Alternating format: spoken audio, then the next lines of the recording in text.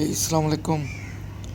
یہ میری آپ سے 336 ایپیسوڈ میں ملاقات ہے.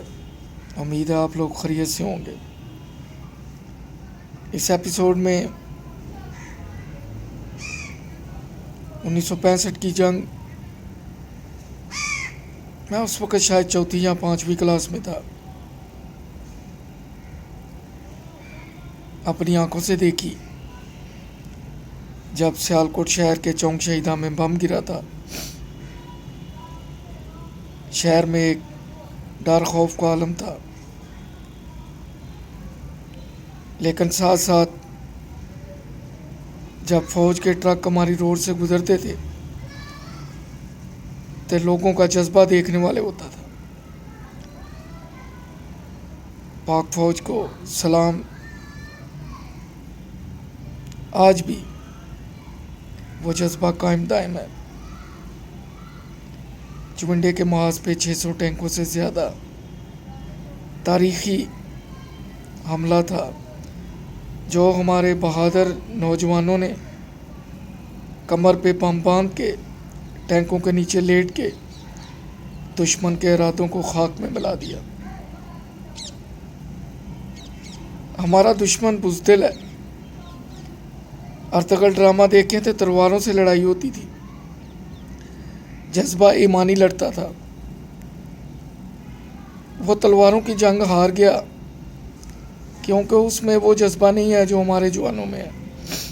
اس نے اس کا نعم البدل گولی نکالا کہ دور سے ہی گولی مارو اور مار دو، کیونکہ تلوار سے جا کے آمنے سامنے لڑنا پڑتا تھا. پھر وہ اس میدان میں بھی ہار گیا. پھر اس نے قلعے بنائے محفوظ رہنے کے لیے. مسلمانوں نے بھی قلعے بنائے. پھر انہوں نے سوچا قلعوں کی دیواروں کو کیسے توڑے.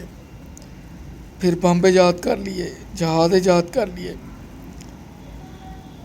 ایک وہ دور تھا جب ہم چھوٹے ہوتے تھے تو اخبار میں اکثر پڑھتے تھے کہ پاکستان نے اتنے ڈالر کا امریکہ سے اسلحہ خریدا ہے، اتنے ڈالر کا معاہدہ ہوا ہے. لیکن الحمدللہ اب تو ایک عرصہ گزر گیا کہ کبھی اخبار میں، ٹی وی میں یہ خبر ہم نے نہیں پڑھی، کم سے کم میں نے تو نہیں پڑھی. تو یہ پاک فوج کا بہت بڑا کارنامہ ہے. آج ہم ایٹمی طاقت ہیں. سیاستدان لاکھ برے صحیح، لیکن جب تک ان کی سپورٹ، عوام کی سپورٹ نہ ہو، کامیابیاں، کامرانیاں نصیب میں نہیں آتی. ہندوستان نے پاکستان کو آج تک دل سے قبول نہیں کیا. یہی وجہ ہے کہ بارڈر پہ چھیڑ چھاڑ رہتی ہے. وہ اس لیے بھی کرتے ہیں تاکہ پاکستان میں ڈیولپمنٹ کا کام نہ ہو، فوج ہر وقت الجھی رہے، سیاستدان انڈر پریشر رہیں، اور جو ڈیولپمنٹ کے کام ہیں وہ ساری ڈیورشن ڈیفنس کی طرف رہے. اس میں کچھ ہمارے سیاستدانوں کی نااہلیاں بھی شامل ہیں، لیکن پھر بھی الحمدللہ شہیدوں کا خون رائے گاہ نہیں گیا. مجھے یاد ہے آبدہ توسی شہید تھیں، 1965 کی جنگ کی پہلی شہید. وزیر آباد میں بم گرا تھا، مجھے یاد ہے، آج بھی میرے ذہن میں ان کا نام ہے. پھر 71 کی جنگ بھی دیکھی، بلکہ چھت پہ چڑھ کے دیکھی. اس میں ہمارے اپنوں کا کردار اگر اچھا نہ ہوتا تو ملک دو لخت نہ ہوتا.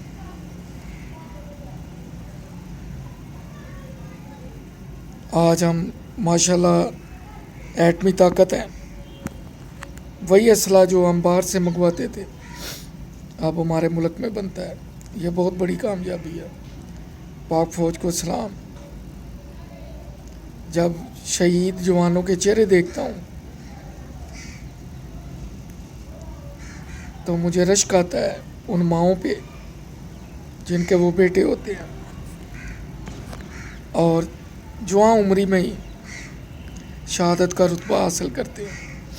یہ بھی کسی کسی کو نصیب ہے، موت تو سب کو آنی ہے۔ تو ابھی 6 ستمبر کا دن گزرا ہے، ہمیں فخر ہے اپنے جوانوں پر، فوج کی قیادت پر۔ ویسے بھی فوج کے جتنے منصوبے ہیں، FWO فرنٹیئر ورکس آرگنائزیشن، وہ مضبوط و پائیدار ہیں۔ ہمارے سیاستدانوں کے ناک کے نیچے جو منصوبے بنتے ہیں، اسپیشلی کراچی کا حوالہ دوں گا، تو بارش کے بعد جب دیکھتے ہیں تو روڈ کے اوپر ایک ہلکی سی آدھے انچ کی لیئر ہے بس مٹیریل کی، وہ سڑک کیا خاک قائم دائم رہے گی۔ اور جو سریہ ہے وہ ہے جو ہم اپنے گھروں کی شیڈ میں استعمال کرتے ہیں، وہ پلوں میں استعمال ہوا ہے، پلوں کی بنیادوں میں استعمال ہوا ہے۔ یہ ظلم ہے، یہ کرپشن کی انتہا ہے۔ جتنے پیسے ڈیولپمنٹ پہ دیے گئے ہیں، اور ابھی بھی اناؤنسمنٹ ہوئی ہے، کراچی کے سمندر میں ایک نیا شہر آباد ہو جاتا ہے، میں سچ کہہ رہا ہوں،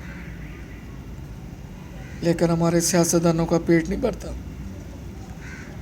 اگر دہشت گردی کی سزا موت ہے تو کرپشن کی بھی یہی سزا ہونی چاہیے۔ یہ بھی ہمارے وسائل کو دیمک کی طرح کھاتی ہے۔ کب تک لوگ ٹیکس پہ ٹیکس دیتے جائیں گے اور ان کا پیسہ اس طرح ضائع ہوتا رہے گا؟ PIA خسارے میں، ریلوے خسارے میں،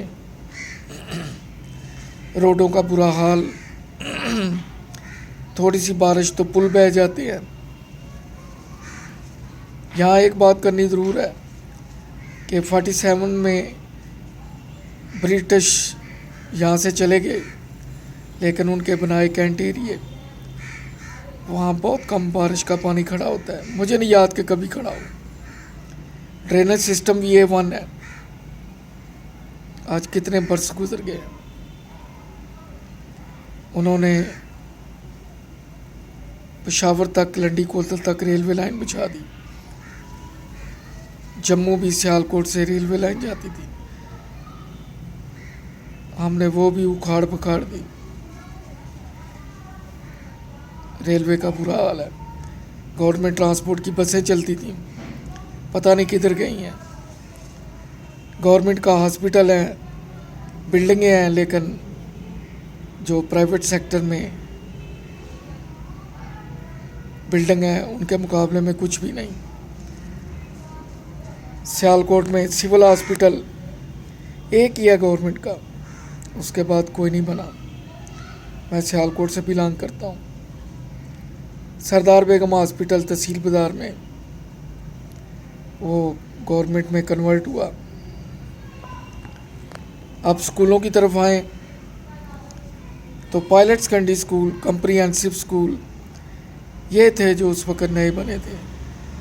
کمپریہنسو بنا تھا، باقی مسلم تھا، اسلامیہ تھا، قومی سکول تھا۔ آج تک گورنمنٹ کا کوئی نیا سکول نہیں بنا۔ پرائیویٹ کالج سے اسلامیہ کالج،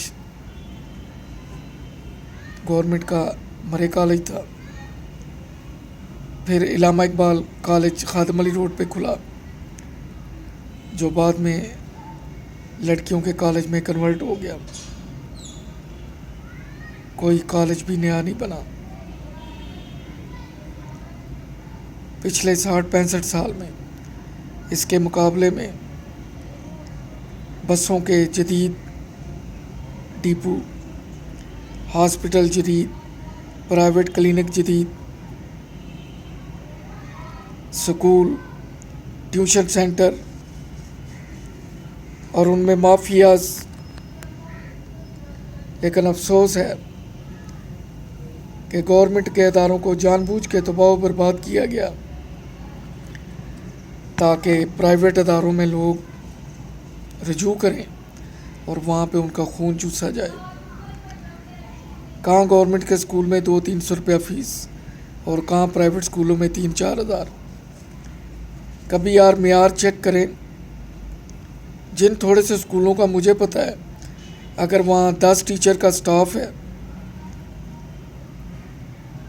فیمیل میں سے بڑی مشکل سے 2 کوالیفائڈ ہوگی. کوالیفائڈ یعنی جن کے پاس ایجوکیشن کی ڈگری ہے. چھوٹے ہوتے تو سنتے تھے JV SV CT BT اور آخری B.Ed ہوتی تھی.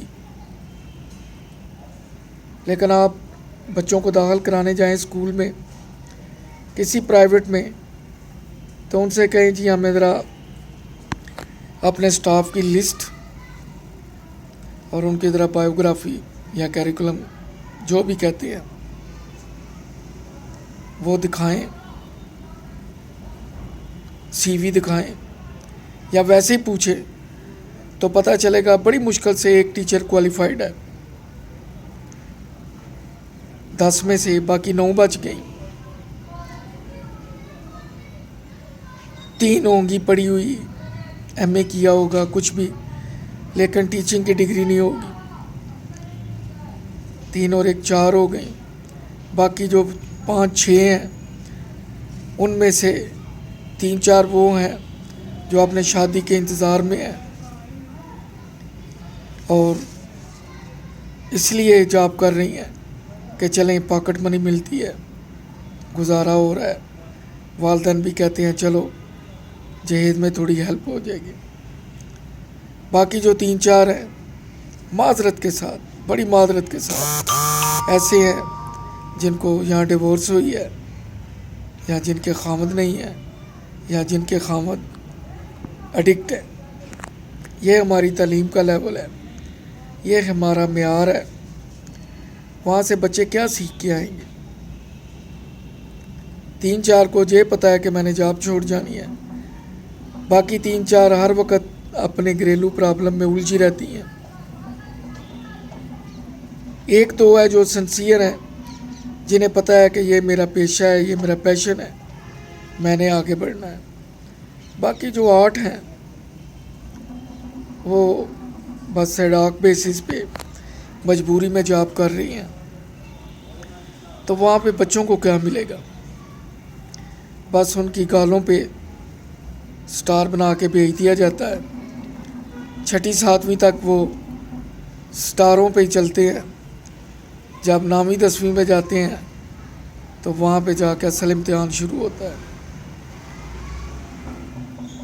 تعلیم رگڑے والی وہ تو ملتی ہے لیکن تربیت نہیں ہے. معذرت کے ساتھ ماؤں نے بھی اپنا کردار ادا کرنا چھوڑ دیا. جو والد ہیں وہ تو سارا دن مہنگائی کی چکی میں پسے ہوتے ہیں، انہیں تو ہوش ہی نہیں ہوتی کیونکہ جو بجٹ ان کا 1 مہینے میں 10,000 کا ہوتا ہے، گروسری کا اگلے ماہ وہ 12,000 ہو گیا ہوتا ہے. گورنمنٹ کو سوچنا ہوگا. ملک کی سالمیت صرف سرحدوں کی حفاظت نہیں ہے. ملک کی سالمیت جو ملک کے اندر ایک وہ دہشت گرد ہیں جن کے پاس بندوق ہے، ایک وہ ہیں جو چینی، آٹا، گھی، سیمنٹ والا مافیا ہے. اور یہ پہاڑوں میں چھپے نہیں ہیں، یہ میدانی علاقوں میں، شہروں کی مارکیٹوں میں موجود ہیں. انہیں پکڑنا مشکل نہیں ہے. کاش کوئی مرد مجاہد آئے اور ان کا کلا کما کرے اور کرپشن کی سزا اور رشوت کی سزا موت سے کم نہ ہو. رشوت کو روکنے کے لیے